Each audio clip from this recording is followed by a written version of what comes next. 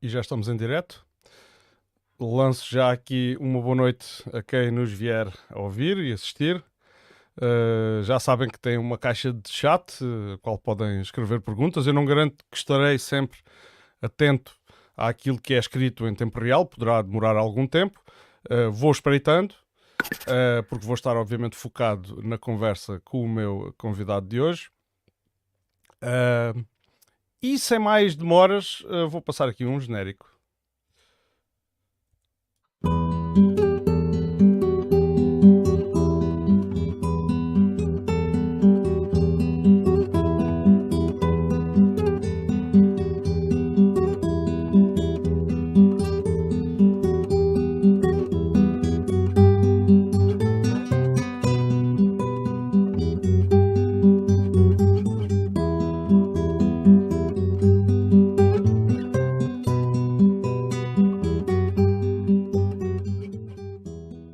Admira Livre Podcast.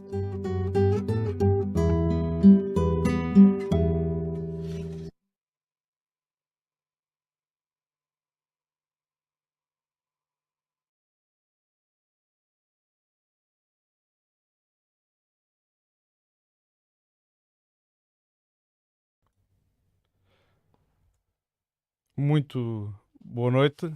Boa noite. Manuel Amar, mais uma vez, muito obrigado por ter tido disponibilidade, ter arranjado tempo para vir aqui a este estúdio, termos mais uma conversa. Eu, antes de iniciarmos a conversa, adiantava aqui uma curiosidade, uma publicação que, aliás, estava nas redes sociais da Abemira, que fez ontem, no dia 11 de maio, 54 anos desde que a barragem de Santa Clara foi inaugurada por Marcelo Caetano.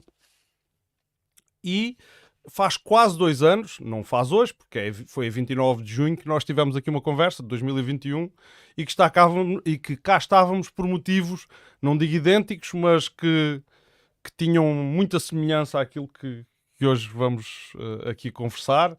Enfim, na altura falava-se de a escassez é comum, alegações de abastecimento desigual, a eficiência da rede dos canais, o abastecimento dos precários, do espelho d'água, etc. Eram os assuntos daquela altura. Agora, parece que as coisas não evoluíram como esperado e cá estamos novamente e perante o barulho que é causado pela comunicação social e algumas notícias que vieram a claro, decidi então contactar o engenheiro Amar para termos mais uma conversa e por isso agradeço mais uma vez. Ok, eu também agradeço o convite, porque estes assuntos têm que ser falados e é um bom meio, será por aqui. Uhum. Então eu começava por me referir aqui a uma notícia do Jornal Público que veio à luz há cerca de 4 ou 5 dias, portanto foi dia 8 do 5, ou seja, e que diz assim, logo no primeiro parágrafo: violação de normas, abuso de poder, venda ilegal de água e a forma displicente como promove a conservação das infraestruturas de rega impuseram a destituição da Associação de Beneficiários do MIRA. Isto já está aqui muito para desmontar, não é? Bem, quer dizer, desmonta-se, é relativamente fácil desmontar por um motivo. Nada disso tem consistência para se poder ser provado documentalmente. Tudo isso, e o mais grave disso, é que o senhor que escreve as notícias sabe. Ele tem conhecimento da situação real. Uhum. Portanto, publica isso como ele saberá a quem está a prestar serviços, porque isso só pode ser encomendado. Uhum. Então, só para... Começamos, eu começo, portanto, tudo bem. Depois se me faltar alguma coisa, ajudo. Certo, sim. Portanto, sobre a questão da destituição, começa logo por aí. Ok. Nós estamos em plenas funções. Houve 2 elementos da direção que se demitiram. Julgo que, não concordando com um comunicado que foi feito e sobre o qual assumo a responsabilidade e que tinha uma irregularidade, que era dizer que que a água consumida pelas estufas era cerca de 85% da água disponível, e de facto não é estufas, é a água consumida por a atividade por a horticultura, estufas e não só, constitui cerca de 75% do consumo. Foi feito um comunicado logo imediatamente, portanto, a retificar a gralha, não é? Digamos assim, mas isso não possibilitou a alteração de posição dos membros da direção que se demitiram, o que para mim configurou que se demitiam por outras razões que não aquela. Não é? Portanto, como eram dois elementos muito próximos da atividade hortícola e da Associação de Horticultores do Sudoeste Alentejano, entendi a admissão como um pretexto para satisfazer outras lógicas. Mas aqui uma das coisas que me intrigou nesta notícia do Público é que, nomeadamente, diz assim: várias denúncias por alegadas irregularidades cometidas pela direção da Associação de Beneficiários do Mira forçaram a Direção-Geral da Agricultura e Desenvolvimento Rural, a DGADR, à destituição do órgão gestor e a nomear uma comissão administrativa para assegurar esta campanha de rega. Eu pesquisei muito e fiz muitas perguntas e andei a ver se encontrava, e eu não encontrei nenhuma referência a esta comissão sem ser nesta notícia, e ao mesmo tempo isto fala referindo, vamos lá ver, a DGADR, não é propriamente o Zé da esquina ou o fulano do café, e não há, se isto não é verdade e não há um desmentido, não há consequências, o que é que se está a passar aqui? Vamos ver. Neste momento, não pode haver um desmentido de uma coisa que não aconteceu. Digamos que, tanto quanto sei, e portanto teria que ser o primeiro a saber, a direção da Associação de Beneficiários do Mira não foi destituída. Não sei se ainda, não sei se não foi destituída, ponto, deixa a coisa desta forma. Isso nasceu numa informação. Toda essa informação surgiu do Diretor-Geral de Agricultura e Desenvolvimento Rural, que entendeu que uma queixa apresentada pela Campesol? Não. É essa? Não é essa. Ok, eu ia depois perguntar sobre essa. Pois, depois para perguntar que eu também te esclareço. Uma queixa apresentada, alegadamente, por uma senhora que foi nossa, que trabalhou para nós como advogada e que foi afastada ela não era, nem sequer era funcionária, trabalhava em regime de prestação de serviços, e que foi afastada, entendeu que havia justificação para apresentar uma queixa, e então apresentou uma queixa à Direção-Geral, portanto, acusando a direção de que ela ocupa uma casa de cantoneiros da associação, onde que lhe foi atribuída como funcionária, e viveu lá, e, portanto, tentado a viver lá, curiosamente sem pagar nada por isso, mas mesmo assim entendeu que a situação justificava uma queixa. Eu digo alegadamente, porque, quer dizer, eu tenho a certeza, porque essa carta, a primeira carta que ela escreveu foi assinada. Posteriormente continuaram a aparecer queixas.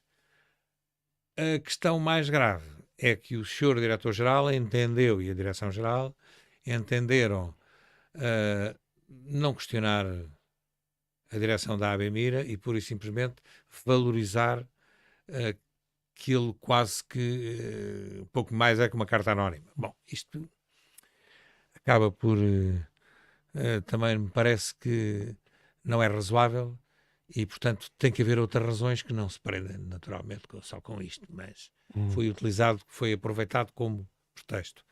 A outra questão que tinha dito a seguir... A outra questão tinha a ver, portanto, isto para mim foi tudo, como eu acabei de referir há pouco, para mim foi tudo um pouco cinzento, uma vez que ao ler estas notícias, quer dizer, isto até menciona com grande, diria eu, com grande convicção, no despacho elaborado pela DGADRE, datado de 20 de março de 2023, assinado pela Ministra da Agricultura e Alimentação, Maria do Céu Antunes, a que o público teve acesso, é feita a referência a práticas de ato de manifesto abuso de poder.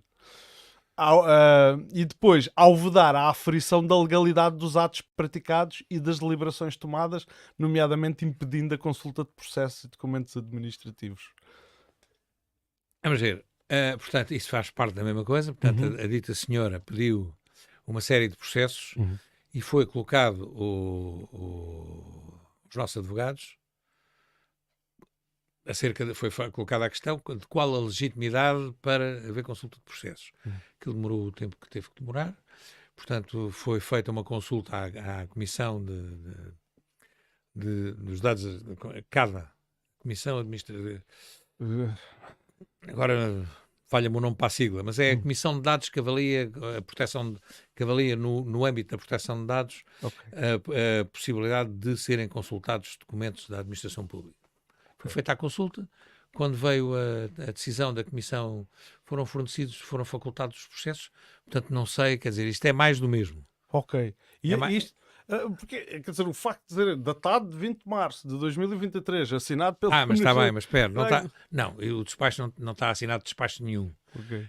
O que a senhora Ministra entendeu despachar favoravelmente uma informação do seu Diretor-Geral em que refere as coisas que me disse. Portanto, que houve abuso de poder, que houve não sei o quê, mas depois, na sequência disso também, a Direção-Geral entendeu solicitar-nos, eu tenho que fazer a estimativa, porque não sei o número de documentos concretos que aquilo produz, mas pediu documentos de 7 anos para trás. Foram-lhe disponibilizados todos os documentos solicitados. Isto já foi, agora já não sou capaz de precisar, mas foi ou no final do ano de 22, de 2022, ou no início de 23. Até agora não houve qualquer comentário aos dados. E mais, agora à questão de, hoje é sexta, na terça-feira tivemos uma visita, eu por acaso não estava cá, tivemos uma visita de um técnico e um chefe de divisão da direção, não, minto, 3 técnicos e um chefe de divisão da Direção-Geral que vieram cá consultar pedir mais documentos. Todos os documentos que pediram foram-lhe fornecidos no dia em que cá estiveram. Portanto, isto é, em termos factuais, tem sido aquilo que tem acontecido. Obviamente temos assistido perplexos a toda essa... Claro, porque...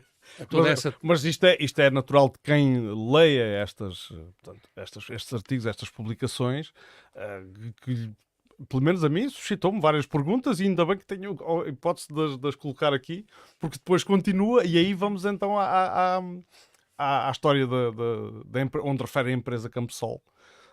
Mas antes de ir então, pera lá, antes de ir à Campesol, que isto é conexo com isto. Ora bem, na sequência do tal pedido de documentos, a Direção-Geral informou-nos que a direção da Associação, não foi os corpos sociais, a direção da Associação, por esse motivo, ia ser submetida a um inquérito administrativo. No âmbito de tal inquérito administrativo, foram apresentadas todas essas acusações que depois não vêm para a praça pública como acusações, vêm para a praça pública como acontecimentos. E notícias. Ora bem, todas essas acusações estão sujeitas, como é a regra, como é normal, estão sujeitas a um contraditório nos termos de uma audiência prévia. Nós fomos notificados para efeitos da audiência prévia, já remetemos o contraditório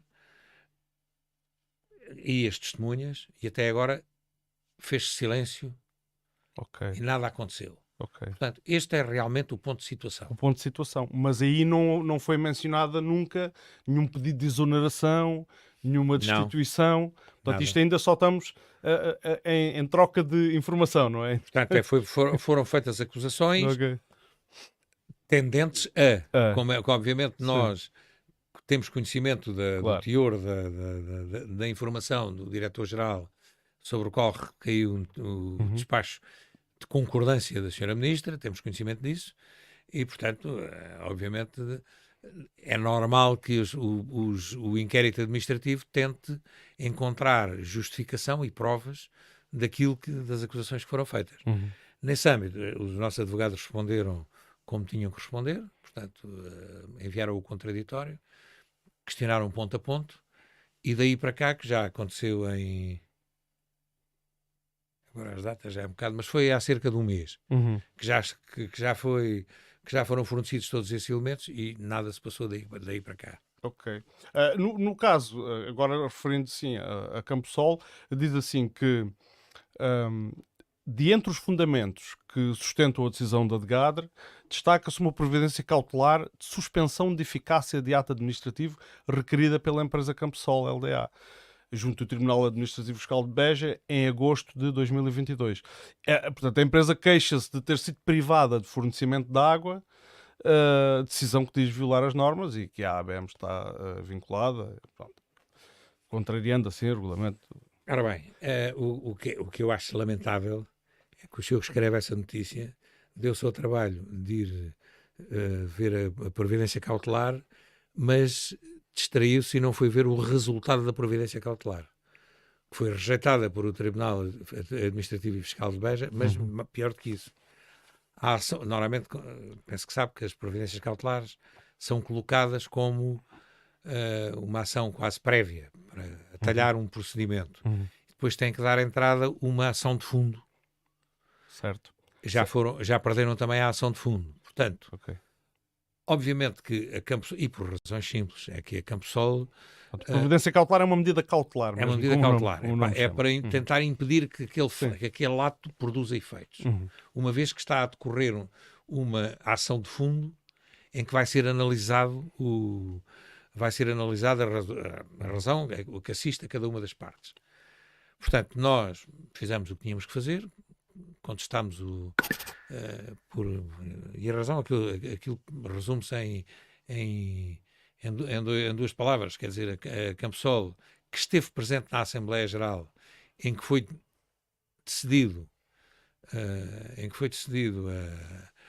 portanto, as limitações a ter na próxima campanha, tendo em conta a falta de água, a escassez, não é? Isto no início da anterior campanha. Da anterior campanha. Esteve na Assembleia Geral, votou, não sei o sentido de voto, votou, portanto estava presente, e depois entendeu que as normas que foram aprovadas em Assembleia Geral que não lhe diriam respeito a eles. Designadamente, entendeu consumir a água que lhe pareceu que tinha justificação para consumir, e quando se acabou a água, obviamente quando se acabou a água, porque para fornecermos água a um, se não houver temos que tirar a outro. Claro. Quando chegou ao limite, disse não há mais, já gastaram tudo o que tinham para gastar, entendeu? Avançar com um processo e nós cá estamos. Aqui estávamos a falar, porque nós na nossa conversa de há 2 anos referimos, aliás o Sr. Engenheiro referiu que estava a decorrer um processo mais violento até do que aquele que envolvia o abastecimento aos precários, que era a redução para 3.500 metros cúbicos nessa altura. Pois. Dos 6.000 para os 3.500, e que isso era uma... Agora nessa campanha estávamos a falar de que quantidades de água? Nesta campanha, na outra que tivemos a falar, o ano passado o consumo andou pelos 2.000 metros cúbicos. Okay. E este ano estamos agora, eu não lhe consigo responder ao certo, quer dizer, a nossa proposta, que de facto isso é a grande questão com a Direção-Geral, foi esta. A nossa proposta é uma distribuição igualitária por hectare inscrito, que daria cerca de 1.800 metros cúbicos por hectare, para este ano. E quando eu digo que neste momento estamos, porque a Direção-Geral, entretanto, com esse despacho que a Sra. Ministra entendeu fazer... O de 2 de maio. O de 2 de maio, o que de facto saiu, até aí, nós também não tínhamos... não nos tínhamos preocupado muito com as dotações, porque para nós o que foi aprovado em Assembleia Geral era o que valia, e a proposta aprovada em Assembleia Geral foi uma dotação igualitária. para todos os hectares inscritos. Portanto, mas neste momento, face ao despacho, o nosso propósito é dar cumprimento ao despacho. Está escrito. Claro. Portanto, se é absolutamente legal, se é completamente legal, é outra questão. Claro. Sob o ponto de vista de hierarquia, nós temos que cumprir Claro. a Vem do determinação Ministério da Agricultura. Portanto, e vamos cumpri-la. Está escrito, claro. vamos cumpri-la.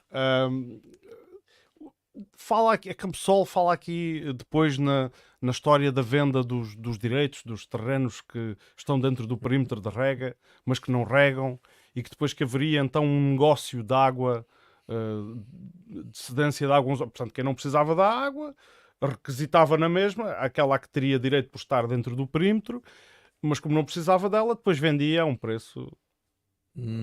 Isso é a versão que foi utilizada para tentar acusar a direção de não seria conivência, mas para tentar acusar a direção de pouca eficiência nessa questão. A distribuição de água na lei é uma competência exclusiva da direção, que inclusivamente tem portanto, competência para fazer essa proposta que a Direção-Geral agora propõe.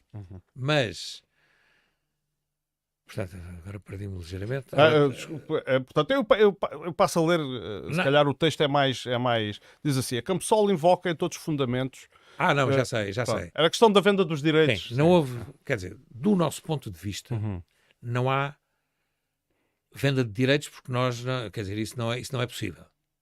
Claro, é o que eles dizem. Sim, mas nós, é possível, sim. Quer dizer, nós dizemos que isso não é possível, eles dizem que não é possível, mas eles fizeram-no. Ok.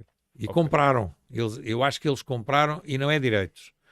Portanto, isso foi uma mensagem que... Contratos de cedência de água a outros prédios. Não, não é falso. Isso é falso. São contratos de cedência de áreas. Quer dizer, nós não podemos impedir, e isto foi abordado por mim até à exaustão com os nossos advogados, quais são os contratos, quer dizer, as pessoas, os beneficiários são livres de fazer entre si os contratos que entenderem. Claro. De cedência das áreas. Cedência de áreas. Não de água. Não de água. Sim. De áreas. Sim. Agora, o indivíduo que aparece com estes hectares sou eu que os vou explorar e vou inscrevê-los a meu nome. E quer água. Ok. Isto foi o que aconteceu. E os contratos que foram feitos foram contratos de arrendamento e contratos de comodato. Que eu achava que os contratos de comodato era ali acharia que era um bocado forçado, que são contratos gratuitos. Mas os advogados garantiram-me, você não pode reduzir os direitos que a lei confere em termos de tipificação dos contratos. E o contrato de comodato é um contrato válido como qualquer outro. Agora, depois colocámos umas dificuldades adicionais, designadamente exigimos que as pessoas têm que apresentar o parcelário com a área em nome deles. Ok. Porquê? Porque o parcelário, se as pessoas tiverem o parcelário, passarem o parcelário para nome de outra... O que é o parcelário? Uma vez que eu não sei, e eu calculo que... O parcelário é o sistema de inscrição é o sistema de inscrição para efeitos de ajudas da União Europeia das parcelas que cada agricultor recebe. Hoje em dia existe um sistema de parcelário que,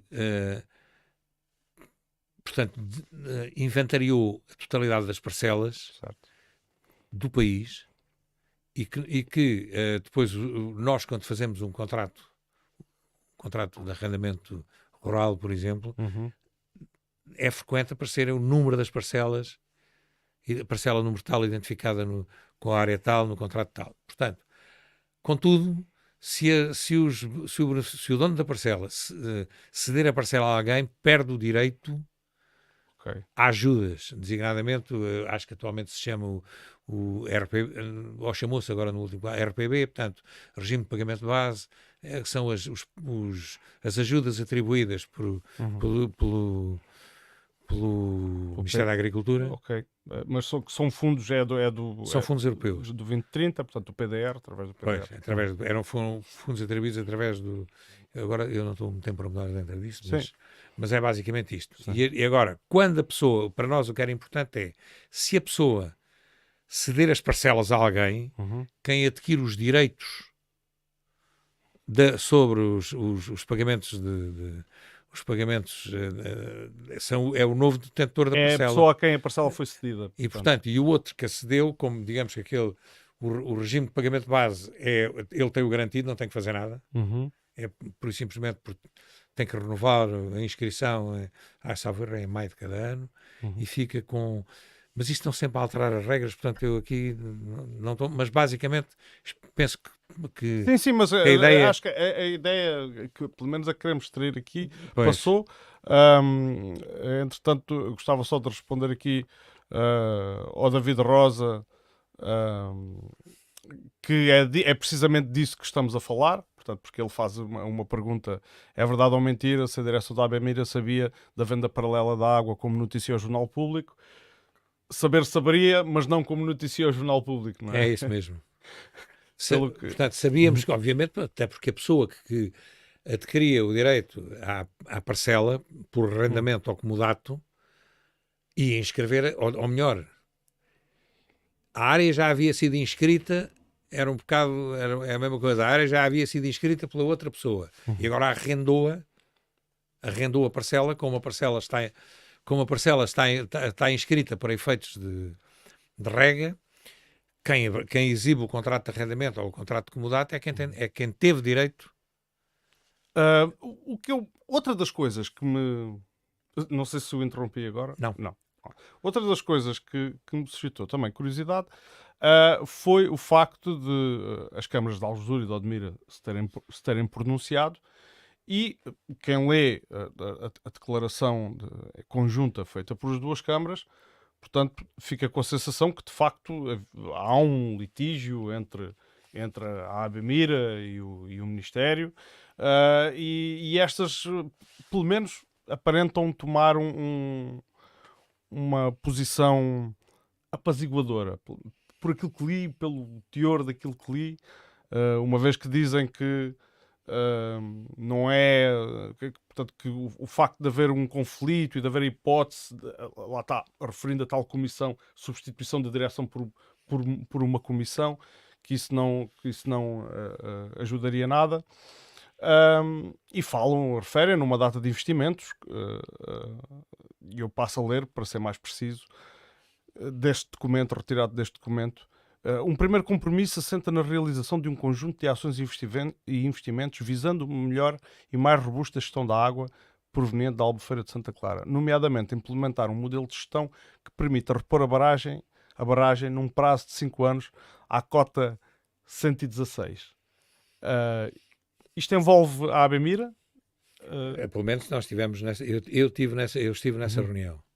Portanto, bom, mas há aí uma coisa que eu tenho que acrescentar, é que a Câmara Municipal, e como isso também já foi apontado como discórdia com os outros diretores que saíram, a Câmara de Odmira votou favoravelmente a proposta de distribuição de água da direção da ABMIRA.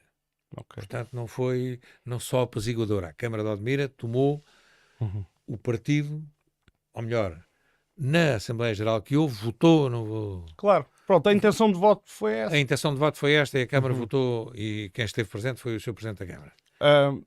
Agora, na pergunta que me colocou deste plano de repor a barragem... portanto, nós participámos nessa reunião que aconteceu no dia, salvo erro, 17/3, 17 ou 16, não sei, que foi promovida pela Câmara de Odmira. Teve presente a Câmara de Odmira, as Águas Públicas do Alentejo, a Direção-Geral de Agricultura e Desenvolvimento Rural e a Agência Portuguesa do Ambiente, que no fundo é a entidade mais importante deste conjunto de entidades. E a ABMIRA. E a APA, porque na prática é da competência da Agência Portuguesa do Ambiente autorizar, nós neste momento estamos a trabalhar em cotas abaixo da cota da tomada de água, muito abaixo da cota da tomada de água, Portanto, a cota 104, que é a cota a que estamos atualmente autorizados a ir, está qualquer coisa como 11 metros, ou 12, se for considerado a cota dos 116, temos 12 metros abaixo da tomada d'água.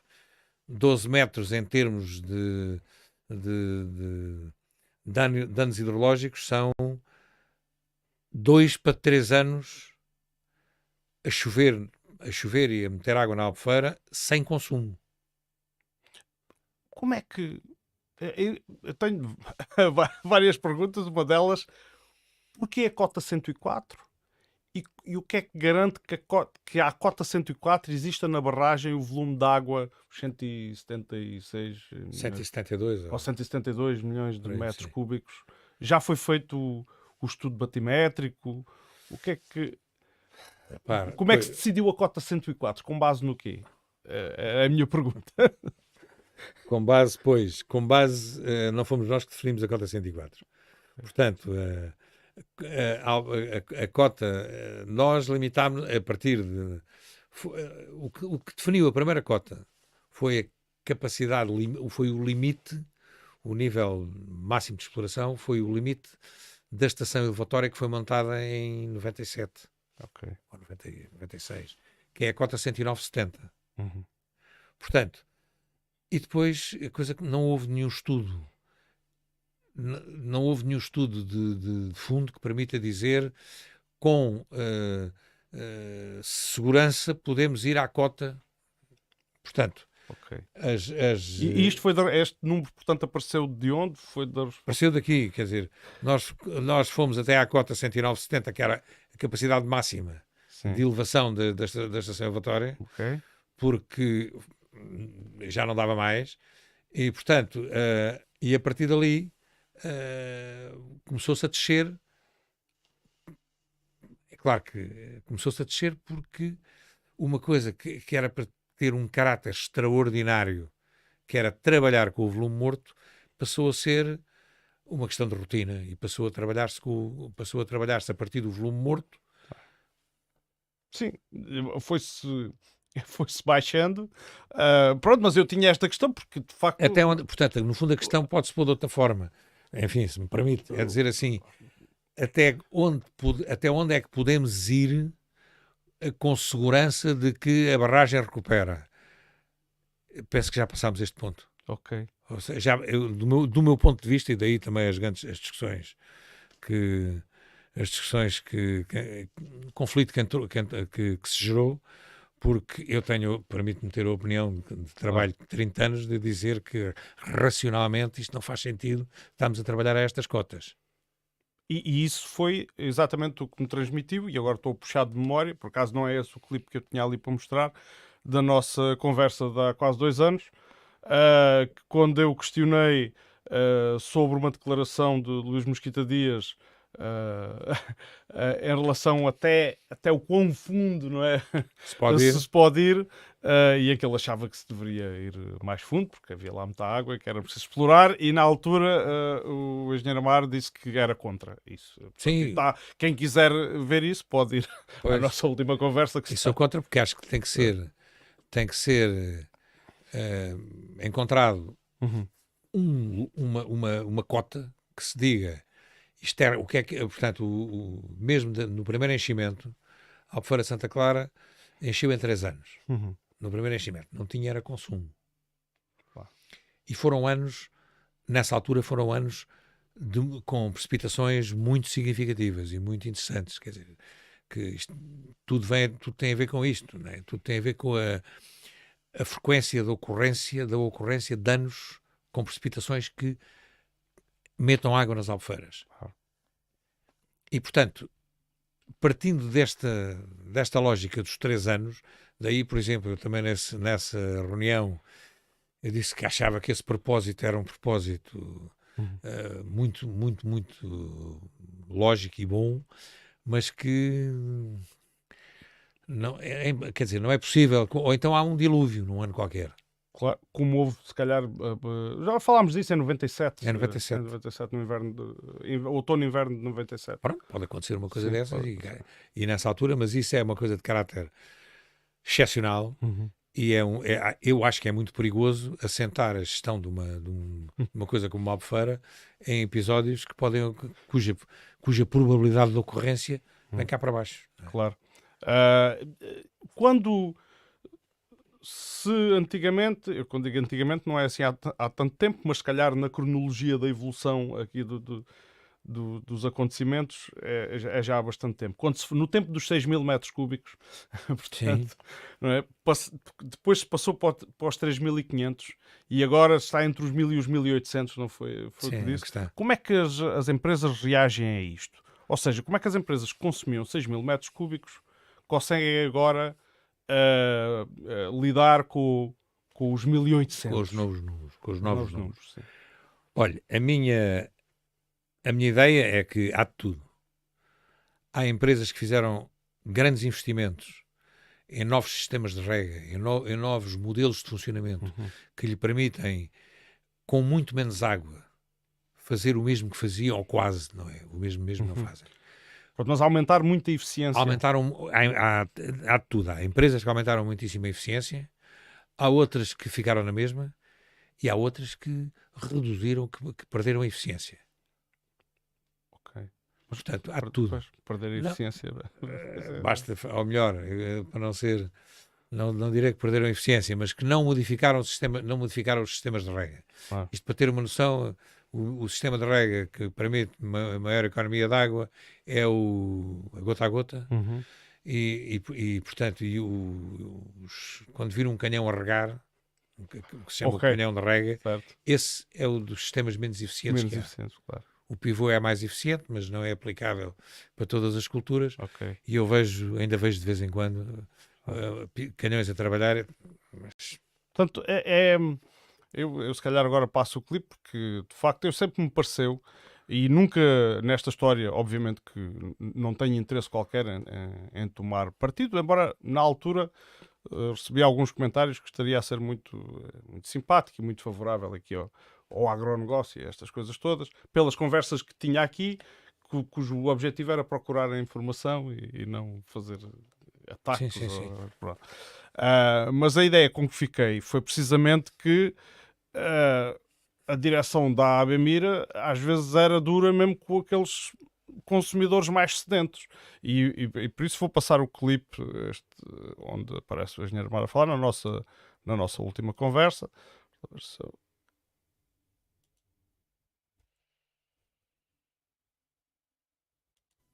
Atuar, em primeiro lugar, atuar no consumo. Quer dizer, tem que ser dito.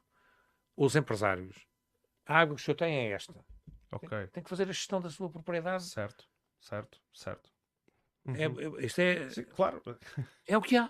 É o que há. Pronto. Sim, e quando nós temos, por exemplo, na obra do Alqueva, que é uma obra nova, que está fixado o limite de 3.200 metros cúbicos por hectare,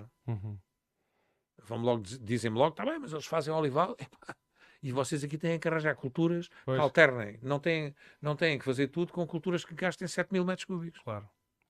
Se têm, obviamente, se aquilo que têm são 3.500, terão que ou ter o dobro da área ou arranjar culturas menos consumidoras e fazerem também se tiverem só um motocultivador, não podem fazer 100 hectares de terra. Claro. Atuar. Pronto, ele depois repete. Eu não sei se quem nos está a ver ouviu bem. Aqui só estava a passar aqui porque eu para evitar o feedback dos microfones, mas eu creio que mesmo assim se conseguiu perceber. E portanto a lógica tem sido esta, não é? É isto, estará isto na origem de alguns destes dissabores e estas notícias publicadas? Aquilo que atualmente, e eu tenho que, quer dizer, não posso dourar a pílula e dizer outra coisa de outra maneira, é isto. Os homens ligados, o agronegócio. É o agronegócio. Contra portanto, a atividade económica contra a qual eu não tenho nada contra. Sobre a qual não tem nada contra. Sobre a qual não tem nada contra, antes pelo contrário, porque reconheço que o agronegócio tem implicações ao nível de sociais no Conselho de Odmira, económicas e sociais, de grande importância. Portanto, não tenho, naturalmente, nada de base. Obviamente que não me parece razoável que, por esse motivo, sejam privilegiados na utilização de água.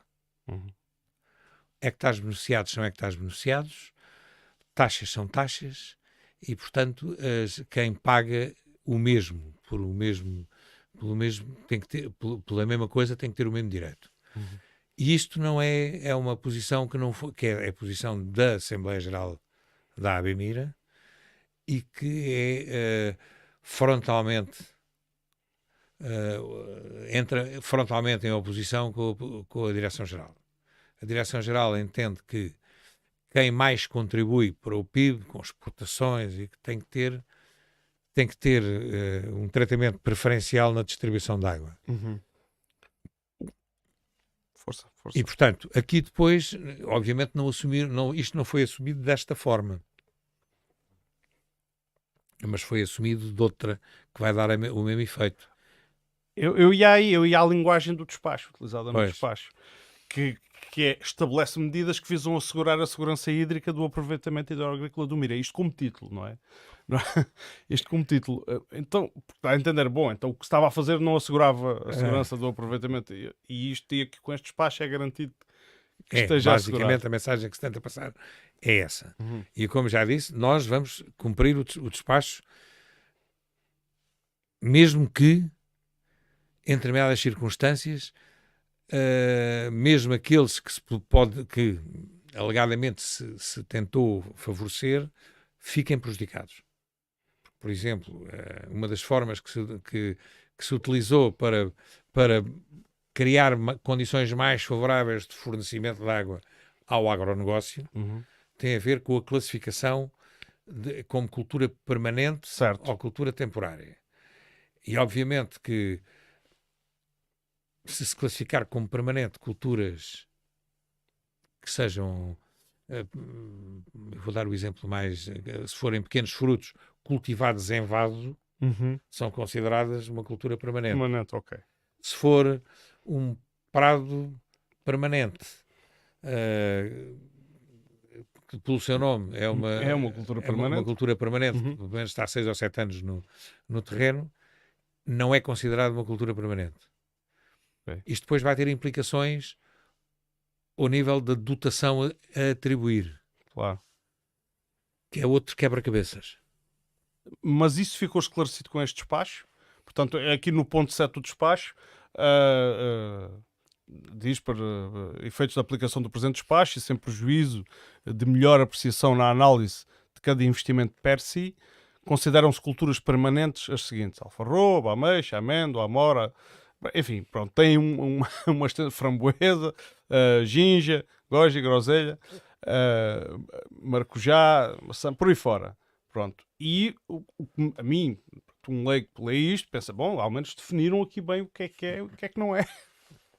Onde é que está aqui a confusão nesta discriminação? Pronto, que refere os nomes das Não, eu não estou a dizer, quer dizer, eu não estou a dizer que há confusão. Sim. Foi o cuidado, por exemplo, agora já aparece, acho que já aparece, agora de cabeça já não me recordo, mas acho que aparecem já aí a floricultura.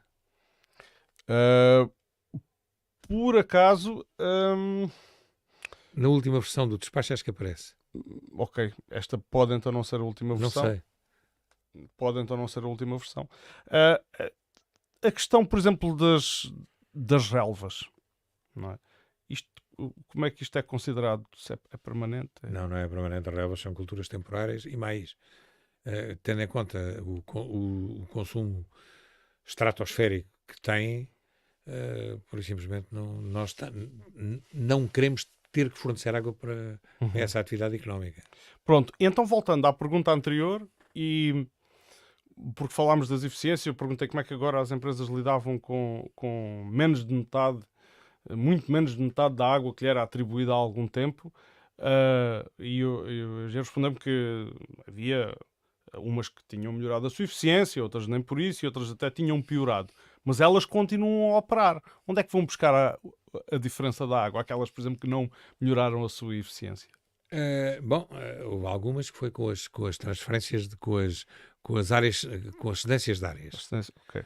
Que agora isso foi dificultado, o despacho impõe algumas regras que vão neste sentido, de que designadamente esta que eu vou dizer, portanto, não ser possível fornecer água e pedir para áreas que não estejam, com base em áreas que não estão cultivadas. Quer dizer, Claro. aquela possibilidade de ter 100 hectares para regar 50, com o dobro da água, não vai ser possível porque, a menos que tenham feito, a menos que esteja plantado ou semeado. Claro, no ano transato. No ano transato. Ok. Generalizar isso, como o despacho faz, é para cumprir, mas não quer dizer que eu tenho o direito de dizer que não concordo. Pois, claro. E não concordo porquê? Porque não me parece razoável que alguém que pode ter várias razões para não ter utilizado a área que tem no ano transato. E agora ser penalizado por esse motivo no ano seguinte, até porque a lei como foi, até porque a legislação define, e isto, volto a dizer, foi assim referido por a própria Direção-Geral. O direito a regar é um dever é um dever e ao mesmo tempo uma obrigação do regante possuidor da área beneficiada, que não pode ser alienado e não pode ser, enfim. Portanto, digamos que à face da lei o regante está até obrigado a utilizar a área de regadio que tem.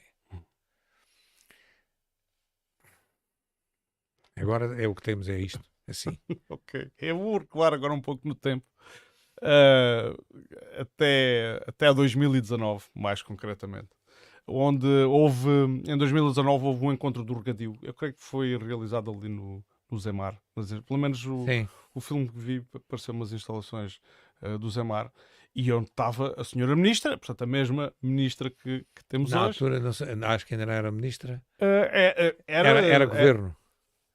Acho que era secretário de Estado. Acho que era secretário de Estado de qualquer coisa. Eu vou jurar que não, mas depois podemos tirar isso limpo. Porque no decorrer da minha pesquisa... Não sei. Mas eu vou jurar que já era ministra. Sei que governo era de certeza. Ok. E então, falava-se, mas isto para dizer, independentemente deste pequeno detalhe, que pode ser depois posteriormente esclarecido, falava-se na revisão dos limites do perímetro.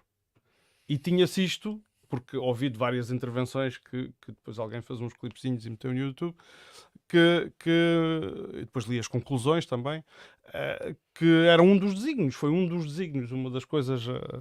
estes limites do perímetro foram revistos? Não. Está a cargo da Direção-Geral de Agricultura, a DGADRA, que ficou de conduzir o processo para a revisão dos limites do perímetro. Que é uma situação complicada, devo dizer.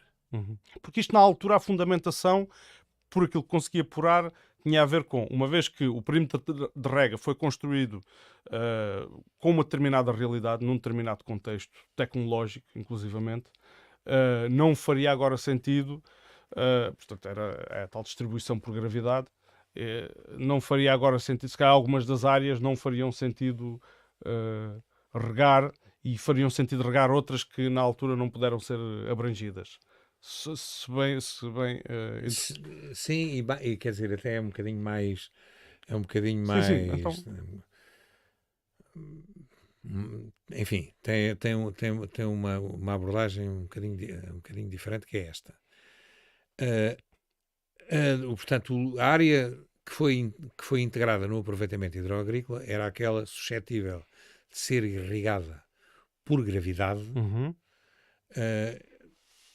e isto implica, para ser irrigada por gravidade, implica que o boca de rega está num ponto mais alto e depois domina, daí se chamar área dominada, tem uma área dominada a cotas inferiores. E, portanto, os solos são completamente iguais. Enfim, não tem diferença nenhuma, a não ser, a única diferença é a altimetria. E, portanto, se forem mais altos do que a boca de rega, não podem ser integrados. Se forem mais baixos, tudo bem.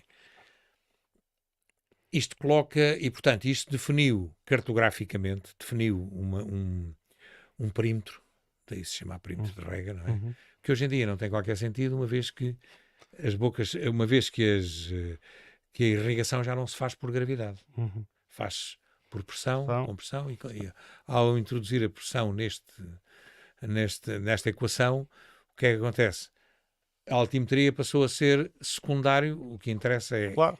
Bom, isto depois pode originar situações deste tipo. As máquinas de rega que tiveram em grande moda durante muito tempo e que são, em termos de qualidade, e em termos de qualidade de rega e em termos de eficiência de rega, Uhum. são excelentes máquinas, que são os pivôs, o center pivô, aquela máquina que tem um braço que gira e faz Certo. 360 graus. Hum.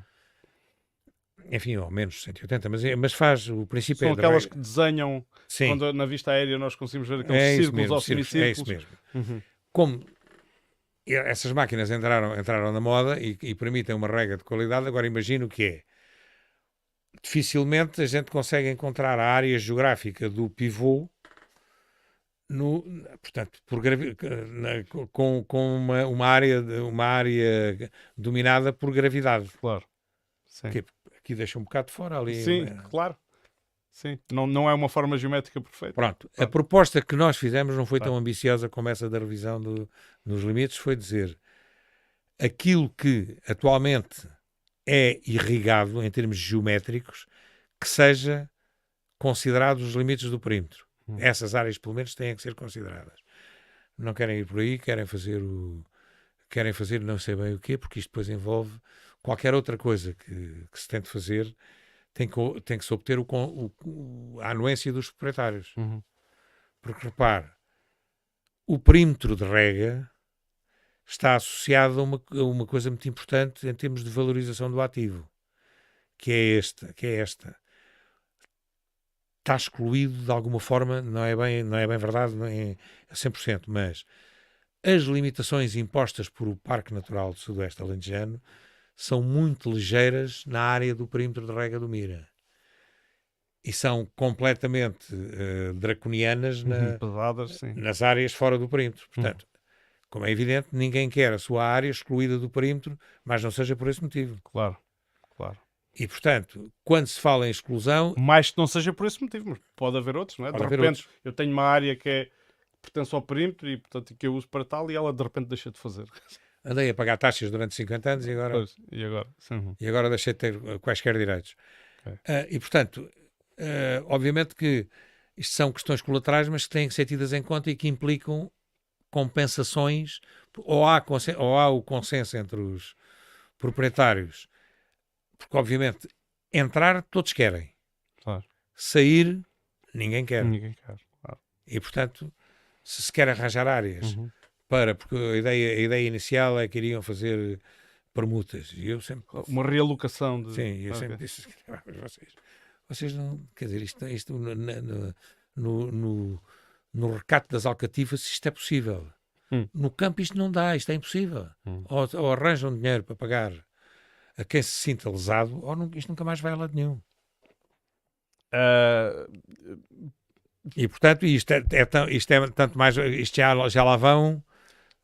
aquilo foi em 19? Sim, foi em 19. Portanto, foi um encontro das associações de drogantes. Das associações de drogantes, a FENAREG. Certo. E celebrou o 50º, na altura, o 50º aniversário do aproveitamento hidroagrícola do Mira. E eu achei interessante ir encontrar isto, ir ver as declarações que lá foram feitas naquela altura e as ambições que se tinham e os desígnios, e depois comparar com a realidade e então perceber o que é que tinha sido feito até aos dias de hoje. Avançando um pouco mais, nós na última conversa, em que andava tudo aqui um pouco no alvoroço e as redes sociais andavam muito quentes com o assunto da água, e a ABMIR andava nas bocas do povo, digamos assim, eu perguntei se tinham algum plano de contingência. Porque agora o plano de contingência veio outra vez à baila. E na altura a gente disse que não tinham. Mas, a dada altura, a ABMIRA publicou também nas suas redes sociais, mais precisamente a 27 de janeiro de 2022, uma publicação com o título Segurança Hídrica do Aproveitamento Hidroagrícola do Mira, em que dava conta de uma reunião que tinha decorrido no auditório da ABM, com a participação da Direção-Geral de Agricultura e Desenvolvimento Rural, o município de Odmira, a Administração da Região Hidrográfica, a APA, e as Águas Públicas do Alentejo, com o intuito de serem apresentados vários estudos efetuados pela ABM. E partilhadas as mais profundas preocupações relativamente à segurança hídrica do aproveitamento hidroagrícola do Mira. E depois diz assim: foi apresentado o estudo intitulado Aproveitamento Hidroagrícola do Mira, Histórico, Projeção de Cenários 21-2040 e Soluções para a Resiliência do Aproveitamento Hidroagrícola do Mira face às alterações climáticas, pelo engenheiro Miguel Prado. Tive a oportunidade de conversar com o engenheiro Miguel Prado aqui. Foi uma emissão longa de 3 horas e meia. Sim. E portanto, mas foi mais ou menos, não vi o estudo, mas foi-me apresentado por ele e portanto ficámos mais ou menos esclarecidos. Mas depois diz assim: seguidamente, o plano de ação de curto, médio e longo prazo do aproveitamento hidroagrícola do Mira, pela diretora executiva, a engenheira Carla Lúcio, a qual eu tentei contactar logo na altura, na sequência da entrevista que fiz ao engenheiro Prado, mas às tantas fiquei sem resposta. Pronto, tenho que o dizer porque foi assim que aconteceu. Ainda trocámos, ela não se mostrou muito, mas ficou de me responder de qualquer das formas e depois acabou por não responder. E por último, a engenheira Cláudia Brandão, da DGADRE, que apresentou também o plano de ação para a escassez hídrica no aproveitamento hidroagrícola do Mira. Eu nunca vi estes planos. Estes planos existem? Para ser franco, eu sei que tirando o primeiro que referi do engenheiro Miguel Prado. Esse existe, Pronto. mas o engenheiro Miguel Prado é um académico. Uhum. E nessa qualidade é um indivíduo que fez bom trabalho, que apresentou bons trabalhos de estudos de hidrológicos e de análise da situação, portanto, do seu ponto de vista de análise estatística. Onde ele efetuava também previsões e sim. colocava cenários. Certo. Pronto. E esse existe. O plano de contingência foi... A Direção-Geral tem sistematicamente. É outra coisa que é passada e que não corresponde à verdade. Nós apresentámos um plano de contingência em 2020, que foi inclusivamente aprovado com algumas reservas por parte da DGADRE. Contudo, eles sistematicamente acusam-nos de não termos elaborado o plano de contingência. Certo. Neste momento, nós, aliás, procurando facilitar a articulação com a Direção-Geral, adjudicámos a elaboração do plano de contingência a uma empresa que é Campo d'Água. Essa empresa tem andado em reuniões umas a seguir às outras para conseguir ver se consegue chegar ao fim com a Direção-Geral. Entregaram a versão desse plano de contingência em cumprimento do despacho da Sra. Ministra. Certo. Entregaram... Tinha prazo de dia 15, sim. Era o que vinha nas notícias. Sim, vai ser cumprido. Sim. Okay. Eles já entregaram, portanto, o plano de contingência... Hoje acabei de estar o dia todo na ABMIRA, porque estive fora e agora vim. Também não, já não trabalho lá, mas pronto. Estes são assuntos suficientemente importantes para justificar que lá vá. E, portanto, tivemos precisamente reunidos para avaliar o que é que sai do plano de contingência.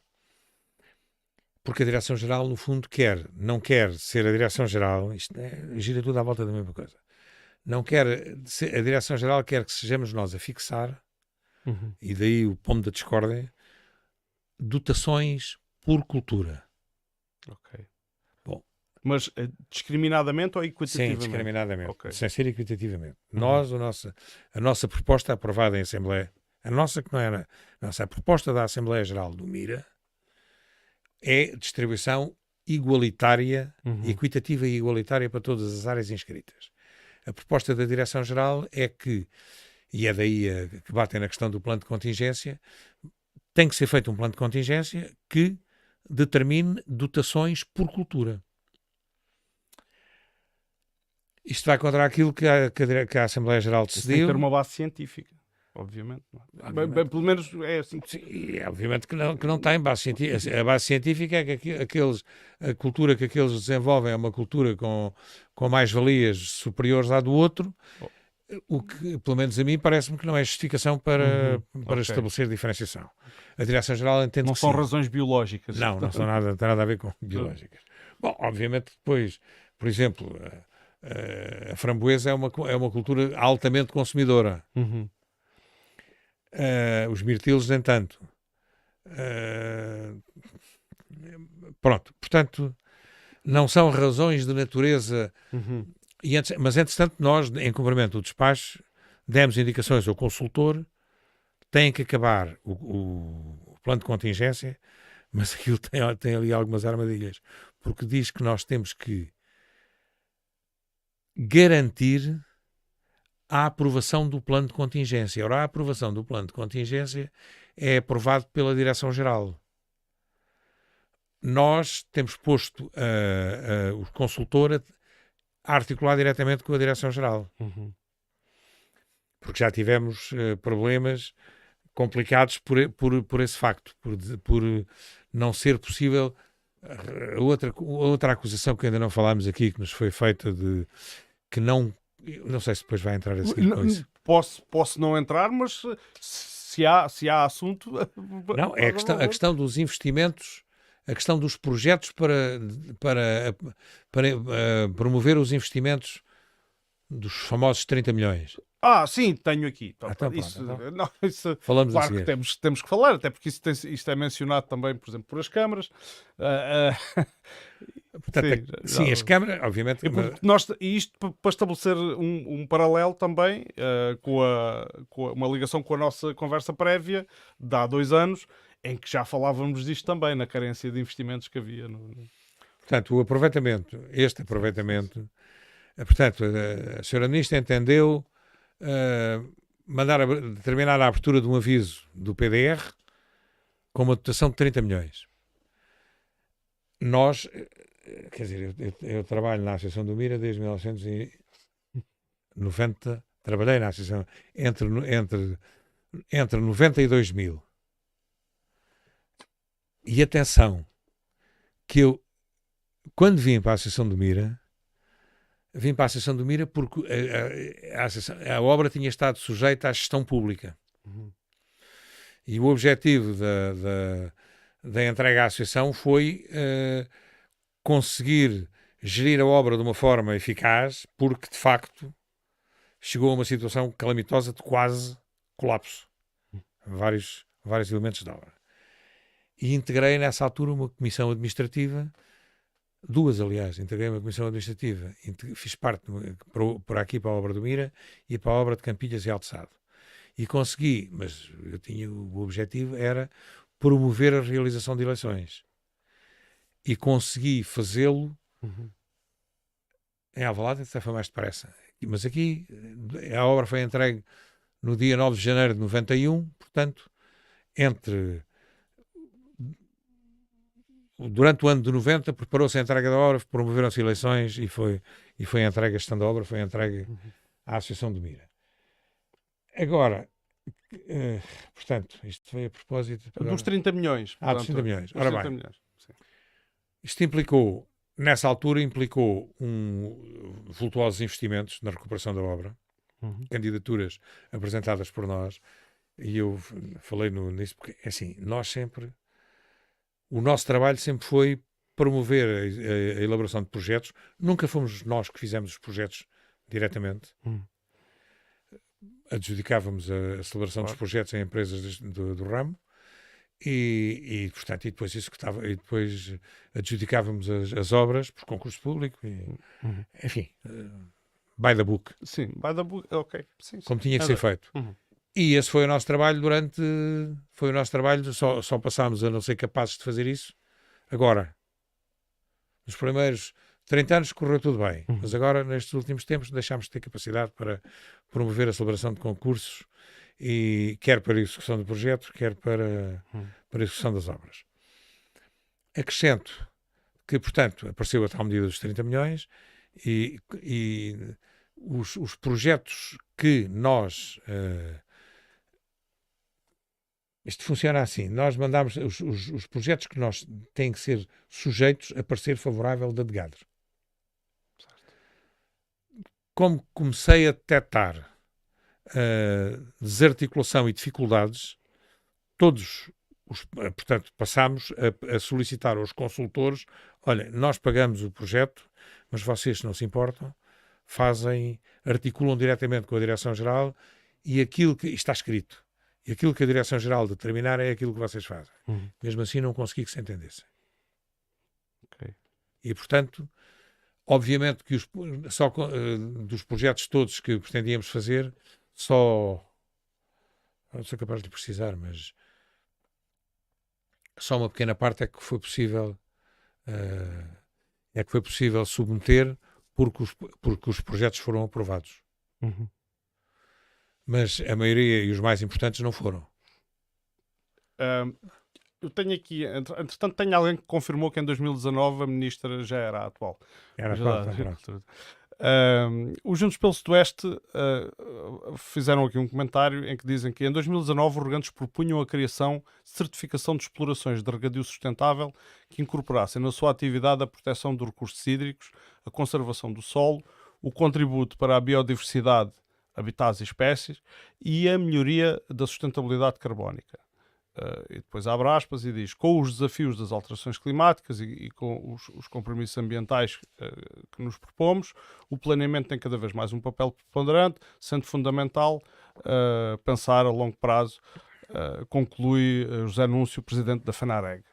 Pronto, isto vem na sequência de termos referido, salvo erro, o encontro do regadio. Por acaso não sei se foi por a mesma altura, agora não tenho memória. Mas porque é que nesta altura, e as ideias, portanto, parecem-me ser ideias com consenso, porque é que estas coisas não foram implementadas? O que é que correu mal?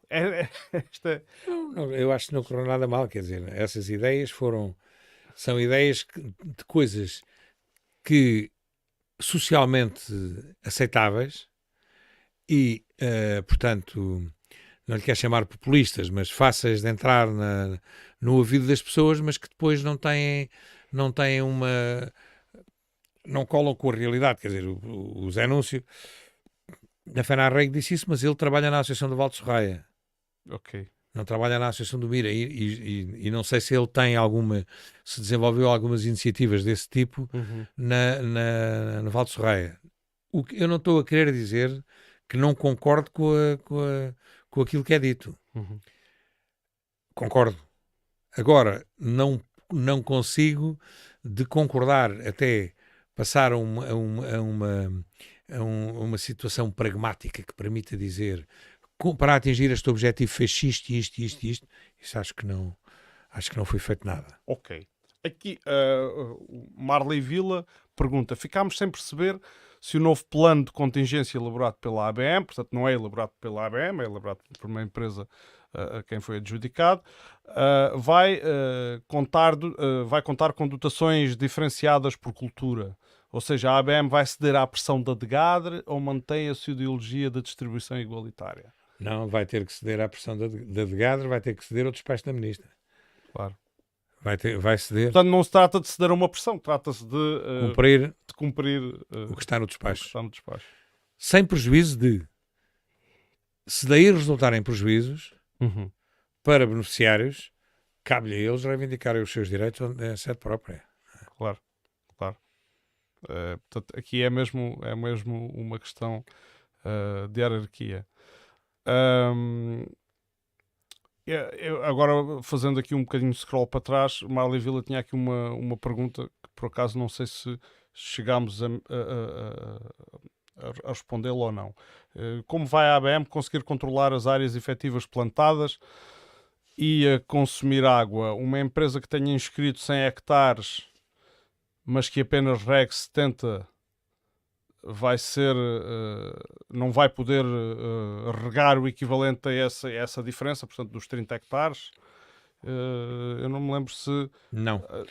Vai depender, quer dizer, nós neste momento, como disse, Mas há bocado parece-me que disse que isto já não era possível fazer, não era? Não, pois, disse, mas também não é bem, porque há vários. Eu, depois de ler o despacho, e assumo que olhei para o despacho e disse: bom, não estou a ver o que é que isto significa. Ok. E, portanto, Por causa pedi, da questão de se tinham sido utilizadas na rega no ano transado. no ano transacto. No fundo, tem que ser cruzados os dados do regadio do ano passado, tem que ser colocados a questão das áreas inscritas este ano, tem que se verificar como é que essas áreas inscritas conjugam com as outras e depois então determinar, determinar qual é a área suscetível de aceitar como área inscrita.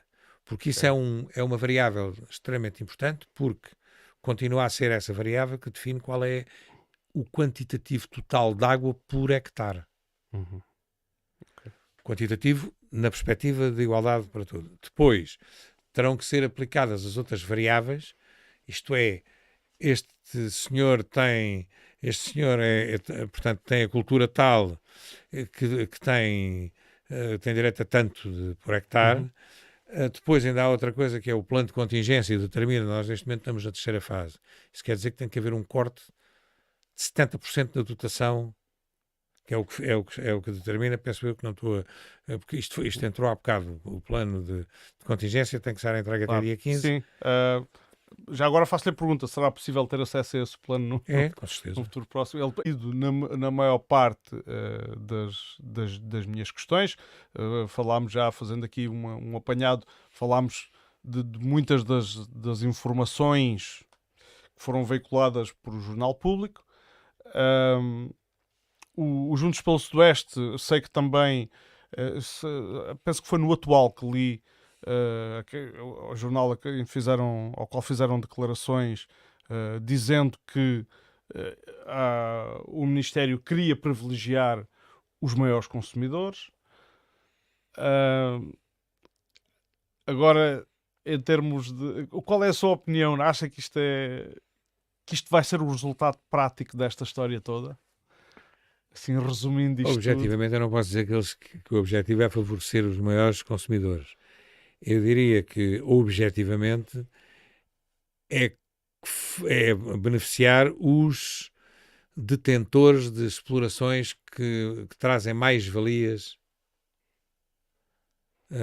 económico-financeiras. É uma questão financeira. É uma questão financeira. Portanto, porque tem a ver também com postos de trabalho, com uma série com esse tipo de coisas. Não é? Portanto, mas até à cota 104 não falta muito. Isso é outra questão. Como é que se vê este futuro? Pois, eu não vejo. Eu acho que, quer dizer, eu pessoalmente, e assumo de uma forma clara, eu pessoalmente acho que é um bocado, que é uma atitude irrefletida estar a ir mais abaixo do que as cotas a que nos encontramos. Porque portanto, está calculado, quer dizer, há contas que estão feitas, portanto, o enchimento da Albufeira previa um encaixe anual da ordem dos 80 milhões de metros cúbicos, 80 hectómetros. Nós estamos a encaixar 10 e a gastar 30 e qualquer coisa. Portanto, é pouco crível que ou há uma calamidade em termos pluviométricos e que dizem que este ano vai haver o El Niño outra vez, não sei. Não sei também. Já ouvi, ninguém sabe. Ninguém sabe. Portanto, mas eu acho que, sob o ponto de vista de planeamento global, que é um erro, estarmos a manter os consumos, o nível de consumos que temos, assentando este nível de consumos no volume morto da Albufeira.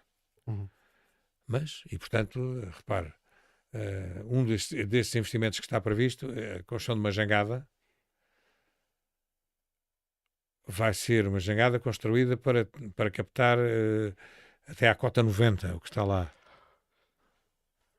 Ok, então prevê-se, depois da cota 104, o estabelecimento de uma cota mais abaixo. Não estou a ver quer dizer...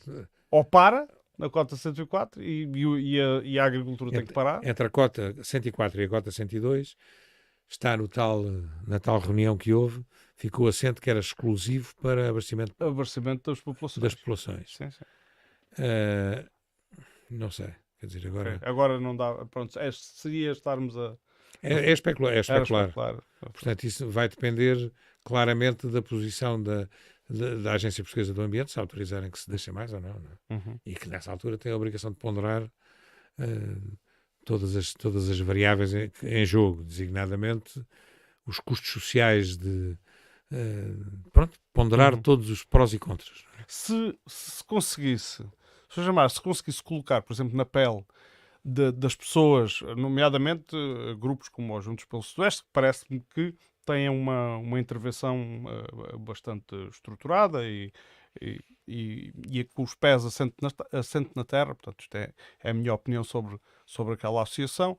Entre outras que conheci, que se calhar não tenha mesmo. É a mesma opinião. Mas colocando-se na perspectiva deles,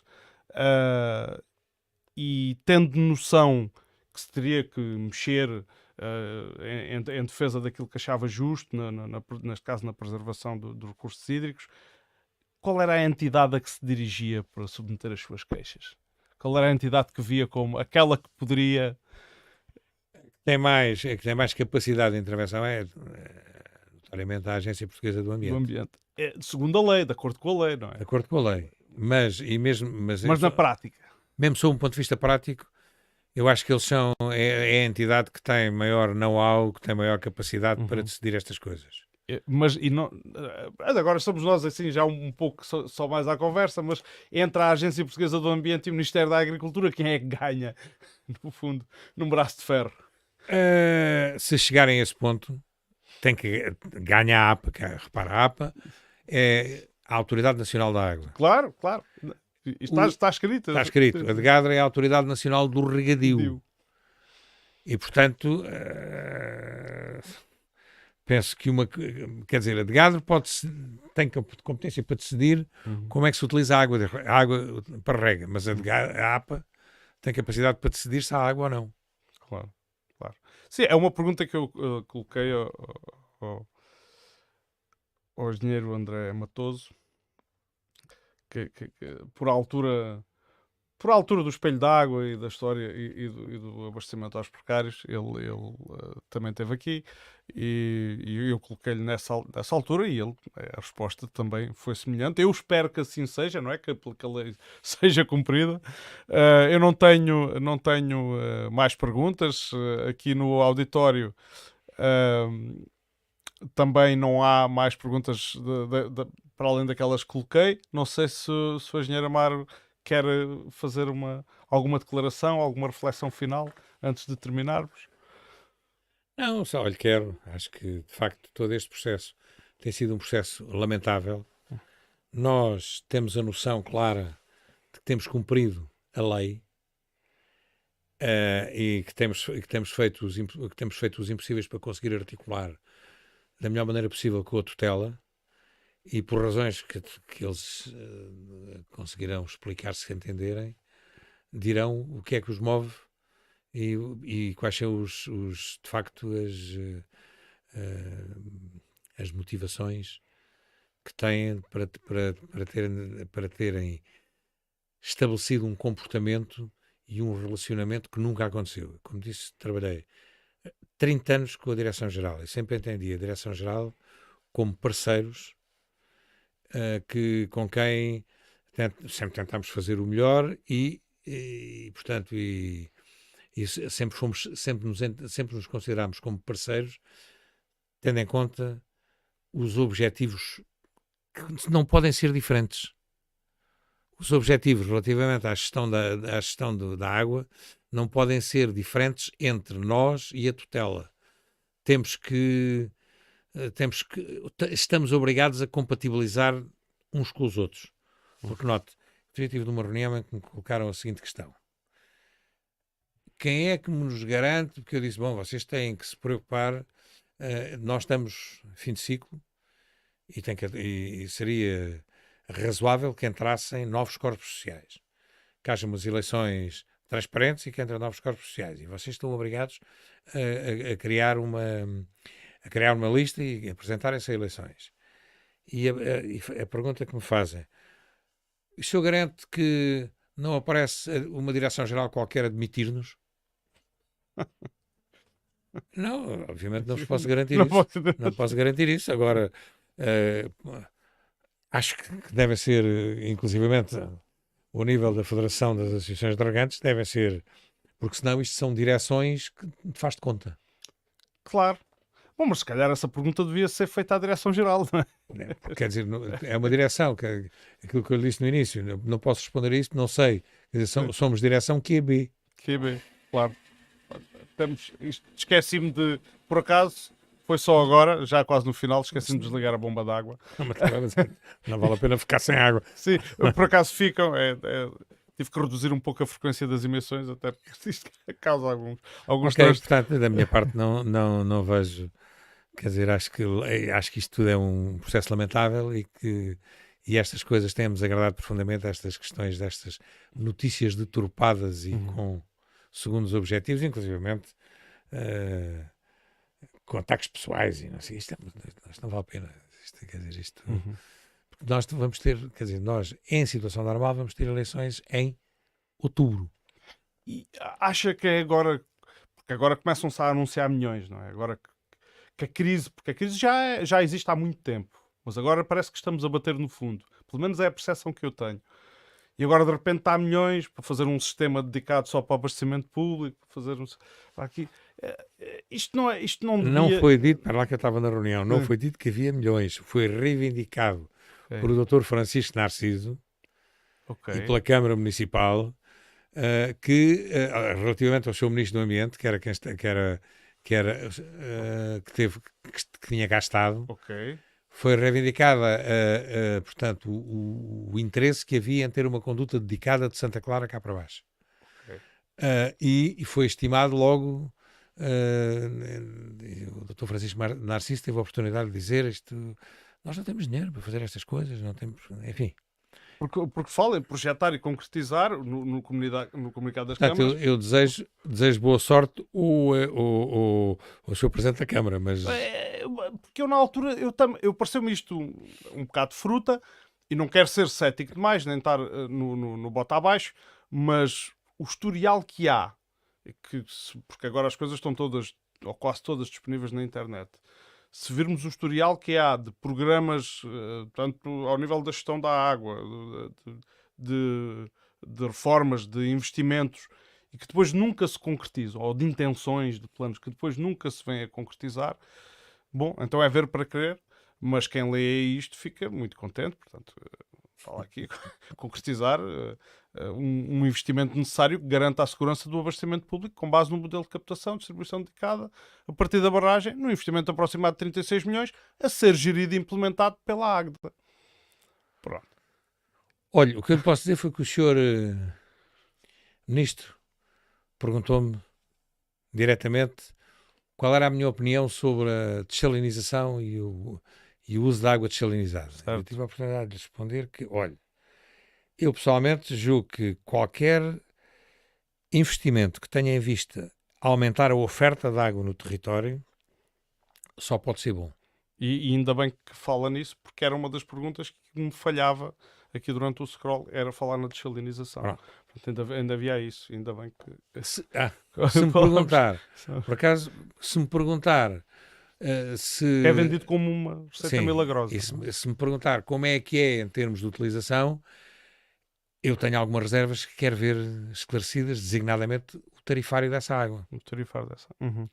Porque aquilo que, e também não me considero especialista na matéria, mas aquilo que agora tive a oportunidade, como disse, de estar em Cabo Verde, fui lá em serviço pela outra Associação de Desenvolvimento do Litoral Alentejano, e fui convidado para fazer uma comunicação sobre a gestão sustentável da água. Está bem, mas disse pronto, porque, e de facto ali eles têm dificuldades seríssimas de água. E então, mas continuando na conversa que estava a ter do Sr. Ministro, ele disse-me, eu disse que tenho algumas precauções neste domínio, e ele disse, não tem que ter. Então porquê? Porque está à vista, olha, os beneficiários mais antigos vão naturalmente usar a água da Albufeira de Santa Clara. Estes privados que querem fazer a dessalinizadora vão usar a água dessalinizada e está toda a gente satisfeita. Mas isso... eu não E sei. eu pensei com os meus botões. É por isso que este senhor é ministro. Pois, claro. Não, mas isso, de facto, é assim, o meu filho, quando faz construções em leque, também arranja soluções semelhantes. Uma peça lá, depois no outro, está feito. E E eu também tenho alguma dúvida, e tenciono andar em cima do assunto e falar com as pessoas que aceitarem falar comigo sobre isso, porque a questão da dessalinização, e especialmente colocada nos prazos em que eu ouvi dizer, em que foram mencionados, manifestamente curtos, quanto a mim, para a concretização da dessalinizadora. Portanto, isto era num prazo de 5 anos. Sim, foi o que eu ouvi também. Portanto, Mas dito aqui por... A Associação do Mira também tem integrado uma... eles criaram, enfim, um órgão que chamaram Steering Committee. ok, um nome pomposo. O nome é bonito. É bonito, é inglês. É inglês. E, portanto, a Associação do Mira integrou também. Portanto, é a comunidade, a comissão que conduz, não é? Assim, que está a tentar conduzir a execução do projeto, acho que foi adjudicado ao professor Carmona Rodrigues, a elaboração do projeto, e agora vamos ver.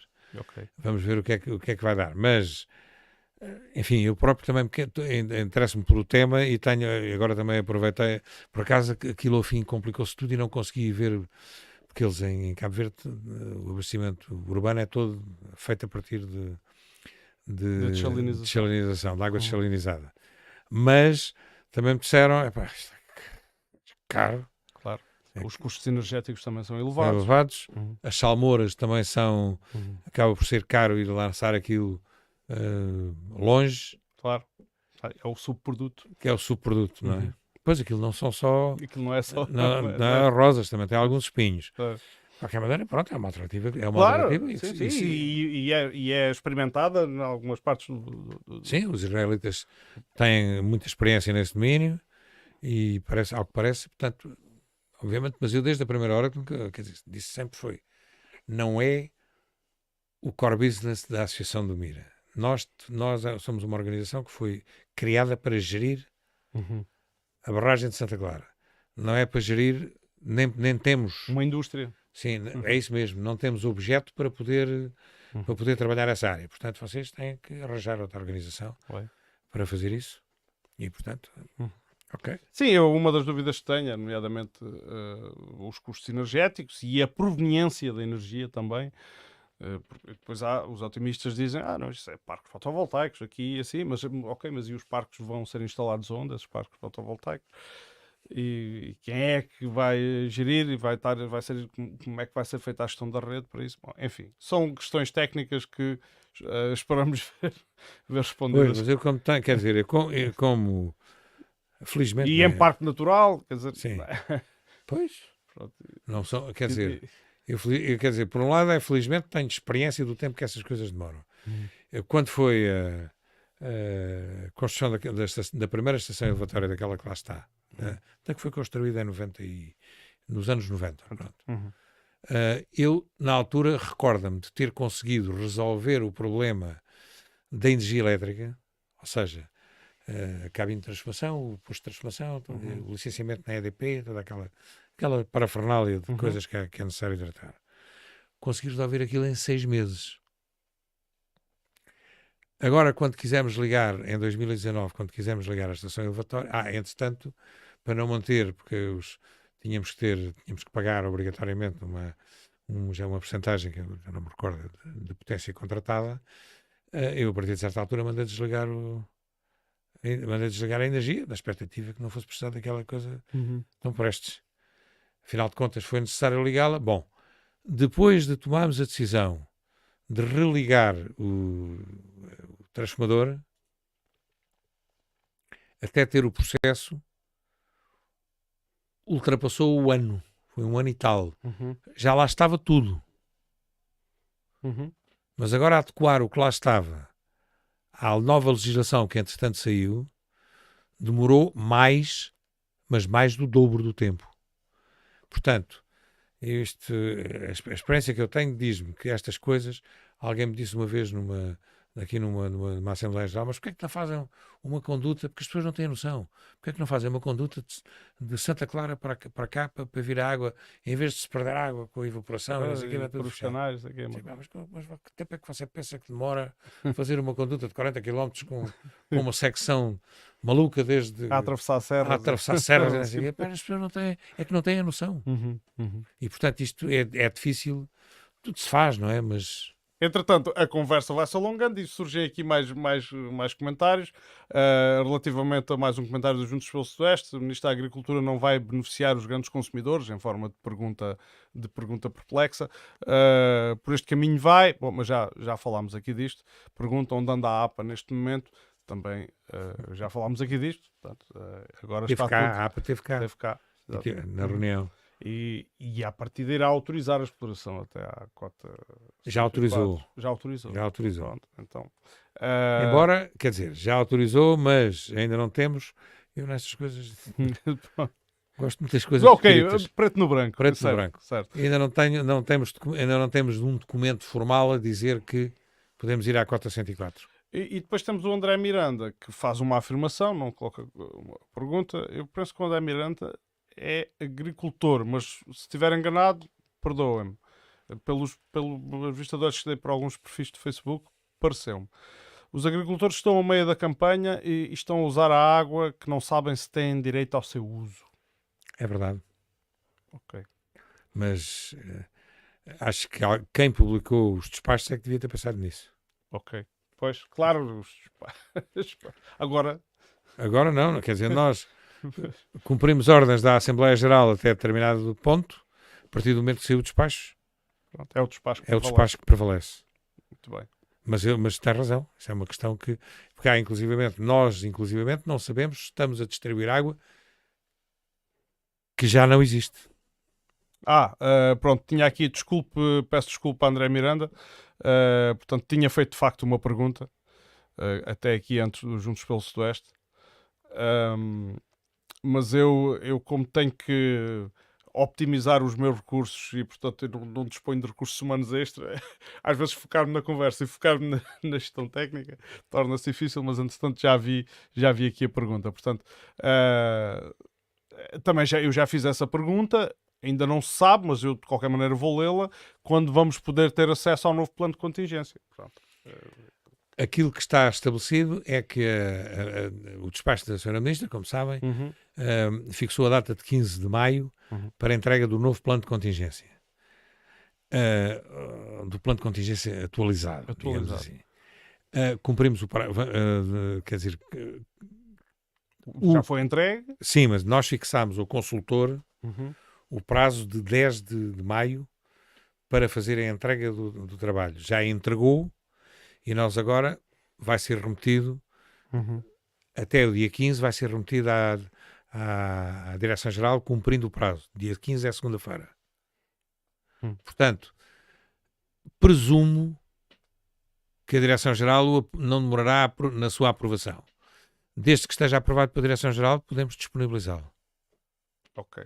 Pronto, como disse, já tinha sido respondido, mas o engenheiro Amar teve a amabilidade de responder outra vez. Está aqui, entretanto, estão aqui a surgir mais perguntas. A Sara Serrão diz: a ABM não tem vocação para gerir uma solução de dessalinização, já que foi criada para gerir a água da Albufeira da Barragem de Santa Clara. Um pouco na mesma ordem de ideias, por que manter um perímetro de rega pelo menos nesta dimensão, onde não há água? Se é para fazer uma central dessalinizadora de raiz, porquê então insistir em fazê-la e ao agronegócio, pronto, fazê-la a ela e ao agronegócio no Parque Natural do Sudoeste Alentejano da Costa Vicentina? Portanto, qual é o sentido, no fundo, que faz estarmos a insistir, uma vez que se prevê que não há água, não é? A ABM depois não vai gerir a dessalinização. E ela pergunta qual é o sentido disto tudo existir aqui neste Parque Natural perante estas condições. Mas se interpretei bem, Sara. Se não, faça a favor de escrever o esclarecimento. Pois, mas quer dizer, eu não sou a pessoa certa para se fazer essa pergunta. Quer dizer, obviamente que, enquanto cidadão, se me perguntar se acho que esta situação é uma situação complicada de análise, de facto, há muitas incongruências no meio disto tudo. Mas portanto, o ordenamento do território é uma coisa que também por aí é que se tem que contemplar quais são os usos a dar ao território. Claro. Eu também não encontro, fazendo aqui agora até um bocado do papel do advogado do diabo, também não encontro justificação, como digo, as áreas que ficaram dentro e fora do perímetro são áreas rigorosamente iguais. Tenho tido uma discussão antiga acerca da classificação dos habitats existentes no Parque Natural, porque também há semelhança. O perímetro foi por a cota e o Parque Natural foi porque sim. Teve aí, há de ter tido a sua base, não é? Portanto, envolve um grupo, naturalmente também de académicos que... Eu recordo-me de ler uma entrevista do Dr. Justino, que foi na altura... Ele chamava-se Área de Paisagem Protegida. Área de Paisagem Protegida do Parque Natural, e foi de 88. Lembro-me de ler uma entrevista dele em que dizia que se considerava enganado, porque prometeram-lhe, como contrapartida pela criação do Parque Natural, da Área de Paisagem Protegida, aliás, prometeram-lhe estradas e mais não sei o quê, não sei o que mais. Contrapartidas, que depois, pelos vistos, não apareceram. E, obviamente, pronto, agora, como é que o sentido é discutível, mas isso assenta melhor à Sara Serrão, essa discussão, do que a mim. Sim, muito bem. Pronto, eu acho que vamos então aproximando-nos mesmo do fim, uma vez que não há aqui mais perguntas. Eu também não tenho mais. Estamos expectantes em relação àquilo que irá acontecer. Já me ocorreu, e vou envidar esforços, uma vez que o Parque Natural tem sido sempre um tema central, até na política local e na vida das pessoas, desde que foi criado, em fazer aqui um programa que é um programa de âmbito informativo que dê a conhecer a gênese do Parque Natural, porque eu acho que hoje em dia pouca gente conhece a gênese do Parque Natural, como é que foi criado, e para isto falar com pessoas que estiveram envolvidas nisso. E perceber as suas fundamentações e as suas teses. Sabe, eu por acaso eu aliás, a experiência que tenho é do outro lado, e foi do género sempre defendi que devia ser claro a percepção dos habitats que existem, e que mais do que ter justificado, o parque está constituído, está pronto. Tá. Tem valores naturais interessantes, tem o que tem. Agora, que isto deve ser facilmente visível por quem esteja interessado em saber. Porque eu, a experiência que tenho, como digo, houve aqui é casuística, não é uma coisa que se possa generalizar, não é? Mas tive um episódio ali na zona do Almograve, que foi um agricultor que teve um processo de contornação, uma situação chata, e portanto, eu na altura, recordo-me, já foi há uns anos, recordo-me de ter dito, se de facto, porque estive a ler a acusação, e o homem tinha estragado 1/3 da população mundial disto e mais 1/5 da população mundial do outro, e tive o cuidado de pedir ao Instituto Superior de Agronomia um levantamento florístico do que é que lá existia. Veio cá uma botânica de lá, uma professora do Instituto, que veio cá, andou a fazer ali, e depois disse... Isso foi em que ano? Já não passei. Tem sido para aí final dos anos 90. Final dos anos 90. Sim. Okay. Perto do ano 2000, por aí já.